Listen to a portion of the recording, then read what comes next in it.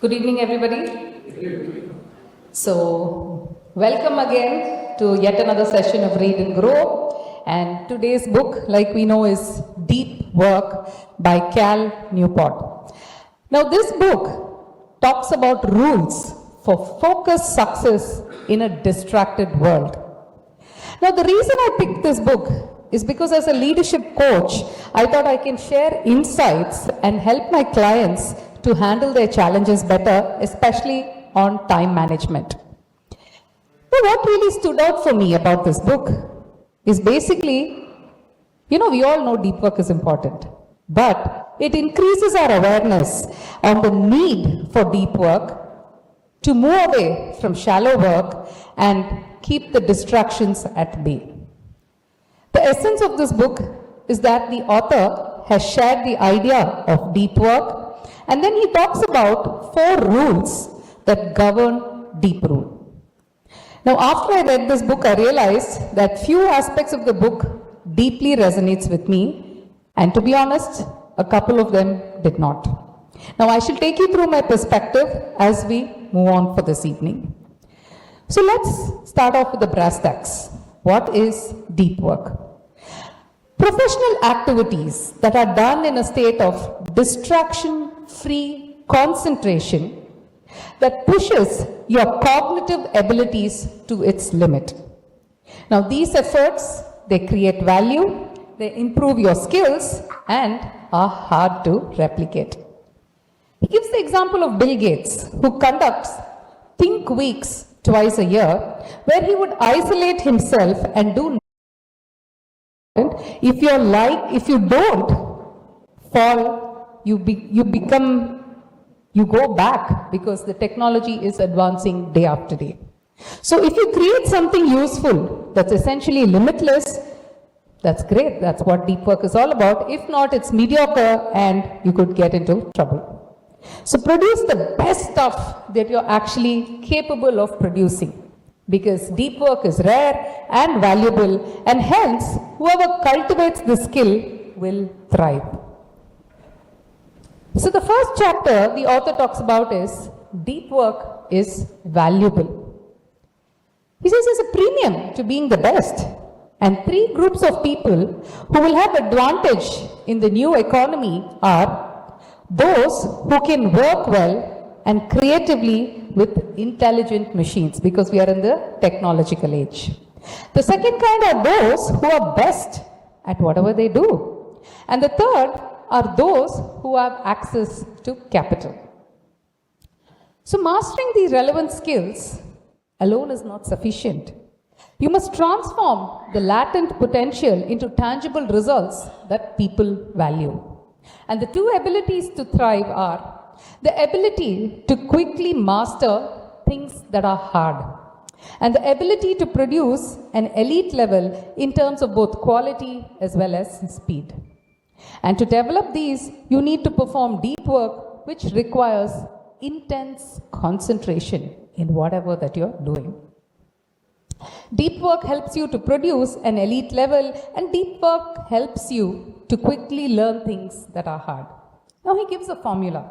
So he says, high quality work that's produced is nothing but time spent into the intensity of focus. So focus is the key of deep work. The type of work that optimizes your performance is deep work. And to produce your peak level, you need to work for extended periods with full concentration on a single task without distractions. He gives the instance of Jack Dorsey, who is the former CEO of Twitter and the co-founder. And according to him, Jack's style of working is not deep. So you may wonder, if deep work is not so important, how do the distracted people like Jack Dorsey do well? Because the necessity of distraction in the lives of these executives is highly specific to their particular jobs. So this is an important message that the author is giving. And he also says, if you ask a CEO to spend 4 hours to think deeply about a particular problem, he says that's a waste of time. because it's smarter to hire three subordinates who can think deeply about the problem and then share their thoughts with the CEO for the final decision. The next chapter, he says, deep work is rare. It's not something that's common. Because big businesses today, they actively decrease the people's ability to perform deep work. And gives the example of the open office culture. And according to the author, this is something that's very distracting. And he gives a very important question. He says, what's the impact? What's the impact of our current email habits on the bottom line, right? So we spend so much of time on emails, and how exactly is it impacting our bottom line? That's something for us to think about, because he says, does it really help in your work to be constantly connected? He gives a nice principle, the principle of least resistance. He says in a business setting, without clear feedback on the impact of various behaviors on the bottom line, we will tend to work towards behaviors that are easiest at the moment. Oh, this is something easy, I might as well do it now, right? And this is something that deeply resonates with me because it talks about impact, right? Impact, especially on the bottom line. And we always tend to take the easier path. So an important thing he says is, clarity about what matters provides clarity about what does not. He also talks about, everybody these days say, oh, I'm so busy, right? Something common that we all say. He says, busyness as a proxy for productivity. In the absence of clear indicators of what it means to drive and value in their jobs, many knowledge workers, they turn back towards the industrial indicator of being productive. And therefore, they do a lot of stuff in a visible manner. For instance, people sitting back after hours to say, I'm here working, I'm trying to complete my work, right? So that's because you're trying to say, yes, I'm productive even beyond my normal 8 hours or whatever. An important thing that he breaks is, if it's high tech, we tend to think, oh, this is very good because it's high tech. And this culture, he calls it as technopoly.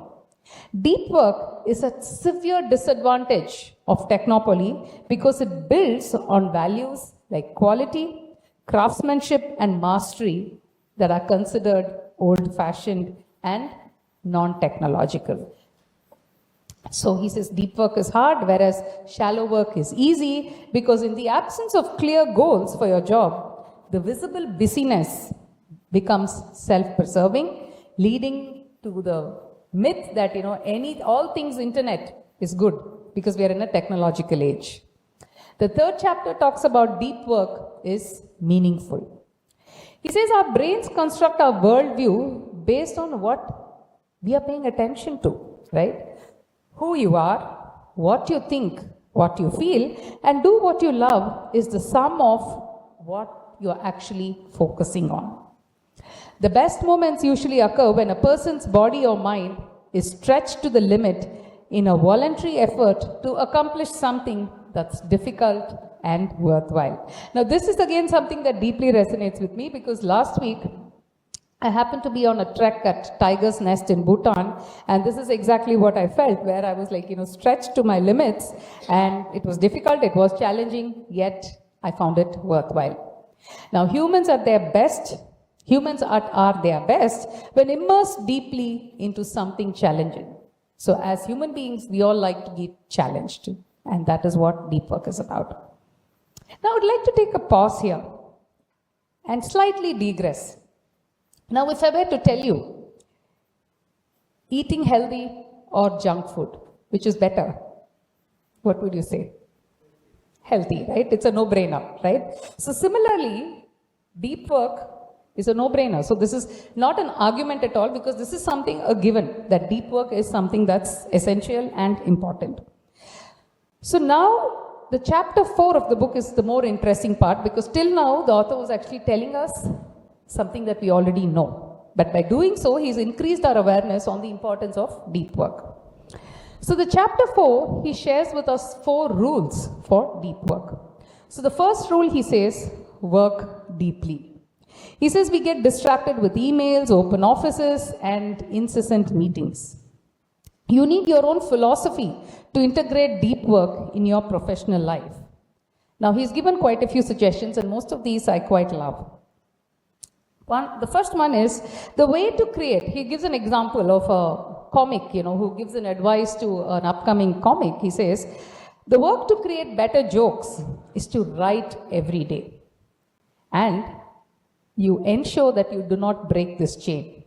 So the key message here is consistency. In whatever that you do, consistency is important. Another interesting thing he says is working deeply in chunks of 90 minutes, because he says the human brain cannot go beyond that. Then he says be methodical. Whenever you find some free time, work deeply. He also suggests to build strict rituals around working deeply. So for instance, he says ban the use of internet when you're working deeply. If you're a coffee addict, keep your ingredients for the coffee ready so that whilst you're working, you can sip on your coffee. Another suggestion he gives is making grand gestures. And he gives the example of J.K. Rowling, the author of Harry Potter, exactly, yeah. So J.K. Rowling, to complete the final book of Harry Potter, actually stayed in a star hotel so that she could get more mental energy and not get distracted. Similarly, another author by name Shankman, he actually booked a round trip to Tokyo in the business class so that he could complete his book. So he says, a good idea may be to change your environment. To go deep, you need to think big. And distraction can be a destroyer of the depth of your deep work. Yet another point that he says is execute your deep work like business. Distinguish between the what and how. And he gives the 4DX framework on discipline. The first one being focus on the wildly important goals. Whatever is important, focus on that. The second being act on the measures of success. The third being keep a compelling scoreboard. And the fourth, create a cadence of accountability. An interesting thing he says here is be lazy. Right? That's something quite shocking, right, for deep work, because he says, shut down your consideration for work issues until next morning. What's the big hurry? You might as well do it tomorrow. And the reasons he gives to substantiate this is, he says, downtime aids insight. Now, downtime also helps to recharge the energy needed to work deeply. And the third thing he says is, the work that happens evening in the downtime replaces, that's something not usually important. Now, while on one side I'd like to agree to what he says, the other side of my mind also gives me something else. I don't know how many of you have heard this Doha of Kabir, right? It says, it's in Hindi, it says, Kal kare so aaj kare so ab, kal mein pralay hoegi, feri karoge kab. Now, to loosely translate, he says, whatever has to be done, do it now, because if you keep postponing it, what if a tsunami or something hits tomorrow and you're unable to complete your work, and therefore do it right away. So this I thought was slightly contradictory. Nonetheless, let's move on to rule 2, which talks about embracing boredom. So he says, don't take breaks from distraction. Instead, take breaks from focus. He says you must rewire your brain to be comfortable resisting distraction. Now, I'm sure if you get a ping on your phone, you're tempted to look at it, right? So he says, resist that distraction. Prioritize and set hard deadlines so that you can work deeply. Another suggestion is to gamify what you're doing, and this is something I have spoken about in my book, Get High, How to Coach Yourself for High Performance, because when you gamify it, you're more interested, you look at it as a game, and then you want to score more points and win. Then he says, practice urges for distraction so that you're able to resist. And he gives 2 suggestions to meditate proactively. He says, 1 is be wary of the distractions, and 2 is structure your deep thinking. The rule 3 is again something different. He says, quit social media. Now, to master the art of deep work, you must take control of your time and attention, and because there are so many diversions that tend to steal them. Because social media is meant to be addictive. So he says, set your personal and professional goals, identify the key activities that support this, and he's given a format that's something similar to OKR, which is your objectives and key results. He also says, consider the network tools that you're using currently, any of the social media platforms. In fact, he's spoken about a lot about Facebook and few others. Of course, he's not touched upon WhatsApp, but nonetheless, he says, look at all your networking tools, evaluate whether it offers you enough benefits to offset your time and attention. Also, when he's speaking about social media, he's not mentioned about LinkedIn, so I think he considers that to be a lot more professional platform. Then the old wine in new bottle, he talks about the Pareto's principle of 80-20, whereas he's conveniently renamed it as the law of vital few, which is nothing but your 80-20 principle. Then the rule 4 is drain the shallow. He says for most businesses, if you eliminate the significant amount of shallowness, their bottom line, guess what? It's likely to remain unaffected. And this is something that I really love that he's mentioned. Because by eliminating the shallow work and by replacing the recovered time with something more deep and meaningful can be a great alternative. Deep work is exhausting because it pushes you to the limits of your abilities. And once you've hit your deep work limit in a given day, you will experience diminishing rewards if you try to cram more. Now this again made me wonder, what do you think the author would have done if he were preparing for his CA exams? It's on a lighter note, because I know people aspiring to become chartered accountants are putting in large number of hours of work, right? Then the damage of shallow work is often underestimated and its importance is overestimated.